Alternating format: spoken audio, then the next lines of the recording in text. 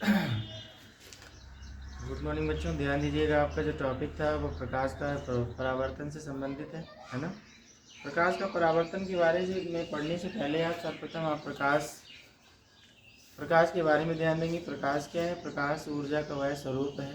प्रकाश ऊर्जा का वह स्वरूप है जिसकी सहायता से वस्तु दिखाई देती हैं, या कह सकते हैं प्रकाश ऊर्जा का वह स्वरूप है जो हमारी आँखों को दृश्य संवेदना उत्पन्न करता है, जिसे हम क्या कह सकते हैं? प्रकाश कह सकते हैं।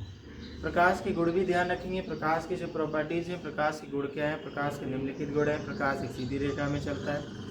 प्रकाश की निर्वात या वायु में जो चाल होती है वो 3×10⁸ मीटर प्रति सेकेंड होती है।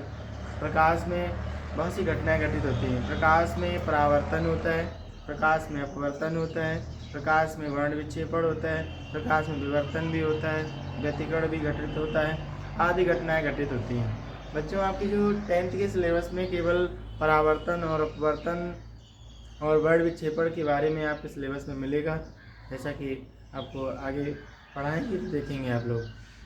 तो नेक्स्ट टॉपिक आप डालिएगा, गुण लिख लिए होंगे। आप नेक्स्ट हेडिंग डालिएगा प्रकाश का परावर्तन, यानी डालेंगे प्रकाश का परावर्तन। प्रकाश का परावर्तन। तो बच्चों ध्यान देंगे, प्रकाश का जो रिफ्लेक्टिव है, यानी कि प्रकाश का परावर्तन किसे कहते हैं, इसमें डायग्राम ध्यान देंगे। प्रकाश के परावर्तन के लिए कैसा माध्यम होना चाहिए, यानी कि ऐसा पृष्ठ होना चाहिए जिस पृष्ठ से टकराने के पश्चात प्रकाश वापस लौट जाता है। तो हम क्या करते हैं, एक ऐसा पृष्ठ लेंगे जिसके एक पृष्ठ पर हम पेंट या कलई कर देते हैं। तो आपने एक कांच की एक प्लेट लेंगे पारदर्शी, और उसके एक पृष्ठ पर हम पॉलिश कर देते हैं लेड ऑक्साइड की, या पेंट कर देते हैं चांदी का। तो दूसरा जो पृष्ठ होता है परावर्तक बन जाता है। तो प्रकाश के परावर्तन की घटना के लिए हमारे पास एक ऐसा पृष्ठ होना चाहिए जो परावर्तक पृष्ठ हो। तो बच्चों, प्रकाश का परावर्तन किसे कहते हैं, ध्यान देंगे। जब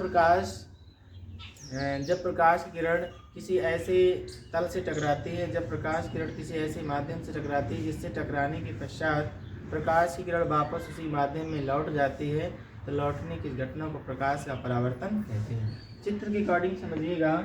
जब प्रकाश की किरण किसी ऐसी तल से टकराती है जिस तल से टकराने के पश्चात, माध्यम से टकराने के पश्चात वापस उसी माध्यम में लौट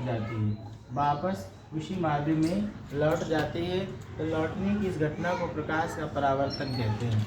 बच्चों, जब प्रकाश की किरण किसी तल से टकराती है तो टकराना मतलब गिरना, और जो प्रकाश किरण किसी पृष्ठ पर गिरती है तो उस प्रकाश किरण का जो नाम होता है, ध्यान रखेंगे, आपतित प्रकाश किरण कहते हैं। आपतित प्रकाश किरण कहते हैं बच्चों।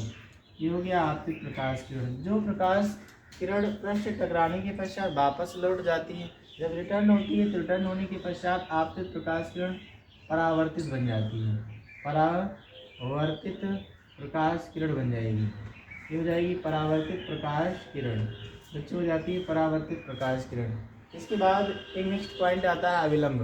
अविलंब क्या होता है? अविलंब बच्चों होता है आपतित और परावर्तित किरण के मध्य में एक लंब डाला जाता है। आपतित और परावर्तित प्रकाश किरण के मध्य में, यानी कि बीच में एक लंब डालते हैं। उस लंब का नाम क्या होता है?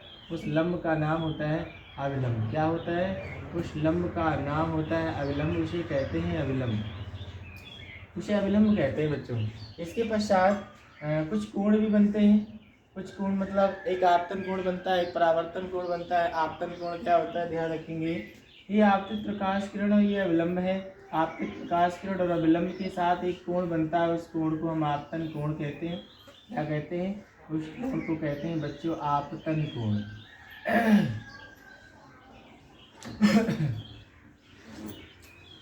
आपतन कोण कहते हैं।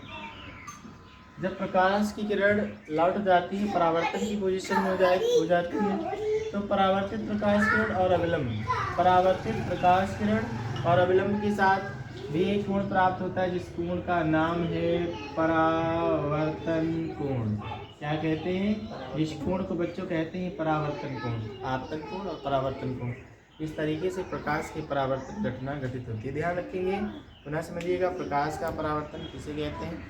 जब प्रकाश किरण किसी ऐसे माध्यम से टकराती है जिस माध्यम से टकराने के पश्चात प्रकाश की किरण वापस उसी माध्यम में लौट जाती है, तो प्रकाश किरण का वापस लौटने की घटना को प्रकाश का परावर्तन कहते हैं। जैसा कि चित्र के अनुसार आप देख सकते हैं बच्चों। इसी में नियम भी है, प्रकाश के परावर्तन के नियम है। प्रकाश के परावर्तन के दो नियम होते हैं। प्रकाश की जो परावर्तन है, प्रकाश के परावर्तन के दो नियम कौन कौन से, सुनिएगा ध्यान से। प्रकाश के परावर्तन का जो प्रथम नियम हम मान सकते हैं, प्रथम नियम के अनुसार प्रथम नियम क्या है, आपतित प्रकाश किरण, परावर्तित प्रकाश किरण और अविलंब तीनों एक ही तल पर मिलते हैं। ये तल आपको दिख रहा होगा, तीनों एक ही तल पर मिलते हुए प्रतीत होते हैं। आपतित प्रकाश किरण, परावर्तित प्रकाश किरण व अविलंब तीनों एक ही तल पर मिलते हैं, तीनों एक ही तल पर मिलते हैं। नियम नंबर 1 हो गया। नियम नंबर द्वितीय क्या होगा, सेकेंड रूल्स क्या हो सकता है बच्चों।